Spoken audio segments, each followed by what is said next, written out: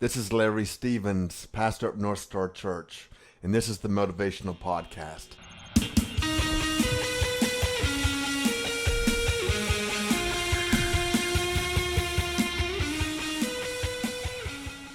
Today I'm going to start a brand new thought process as we move forward.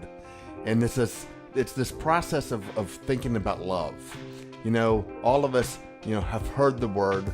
We see this stuff on TV, and many of us have a warped view about what love is.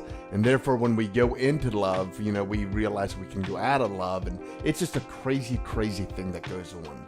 The truth of the matter is that love is a lasting thing if we know what love looks like, and if we know how to handle love. And so this morning, as we begin this new, this whole week of talking about love, I want to share with you some things that I've learned over the years. Last night I watched a movie with my wife and my son, and it was by Jeremy Camp. It was his life story about how he had grown up and he was going on to college, and in college he met this girl, and this was the most beautiful girl that he'd ever met in his life. And as he got to know her much better, he found out that she actually had a disease. She had cancer, as a matter of fact. And so he'd been praying for her, and he'd been thinking about her, and through the ups and downs of relationships, he had realized that he fell in love with this woman, and he wanted to marry her. And people weren't really excited about the idea simply because they knew that she had a short lifespan. But Jeremy believed that God could heal her, and so what Jeremy does is he has people praying for her. And at one of his concerts, he has thousands and thousands of people there at this concert. He says, "Listen, I want you to know the most amazing person I've ever met in my life," and he has her stand up. And in this great dramatic presentation of the movie, people are just laying hands on her and praying for her, and God heals her. It's an amazing thing that happens of cancer.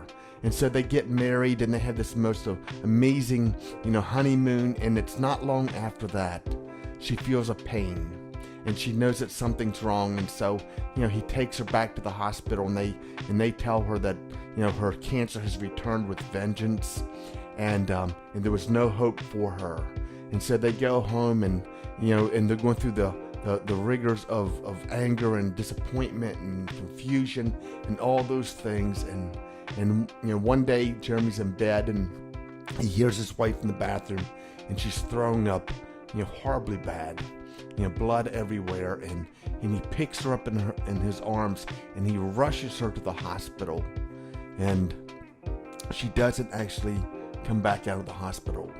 She goes to meet the Lord in the hospital, and it's such a moving movie. And so I thought to myself as I'm watching that, I thought, do I love my wife as much as Jeremy loved his wife? I mean, there was a time that, Teresa and I, we were young, and we had, all these things, but, have we taken love for granted? And I begin to ask all these questions to myself. And as someone who's married many people over the years, I have seen some good things, and I've seen some bad things. I've seen some things that have, strengthened their marriage, and I've seen some things that have done damage to people's marriage. And so this week, I just simply want to talk about what love is. And I want to kind of share, throughout the week, some stories that I have seen personally in my own life, in the lives of others. And hopefully by the end of the week, by Friday, we all have got to the place that we have reevaluated our own love life, and we've made some corrections there that's going to help us to just enjoy the people that God has brought around us. Maybe you're thinking to yourself, well, this is a week I can skip because I'm not married. And I'm just letting you know, this is a week you cannot skip, because the truth is that we love someone, whether it's our parents or our siblings or a friend. I mean, there's all kind of levels of love, and there's all kind of different, ways that we love people. But there are some fundamental things that we need to understand about love, whether it's the love of a friend, or the love of a mate, or love of a parent, or love of a sibling, or love of a coworker, that we just need to make sure that we're in tune, not just with God, but within ourselves. And so this week we're going to kind of dive into 1 Corinthians chapter 13.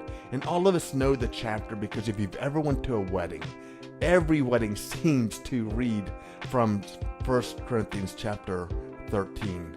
But I want to kind of share with you this week as we again move forward about what it takes to love for a lifetime.